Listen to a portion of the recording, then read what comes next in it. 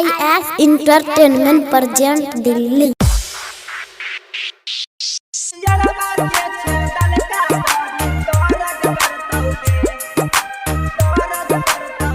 रिमझिम recording studio Sanjiva cafe.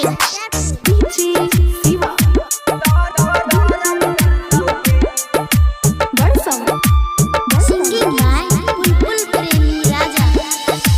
गाछी तू जैबी छौरी हरज करतौगे, गाछी तू जैबी छौरी हरज करतौगे, लड़वा के छे दलका बड़ी दहरद करतौगे, हे के छौड़ा के छे दलका बड़ी दहरद करतौगे, भतरा जे कलको ने उजड़वा करतौगे, भतरा जे कलको ने उजड़वा करतौगे, छौड़ा के छे दलका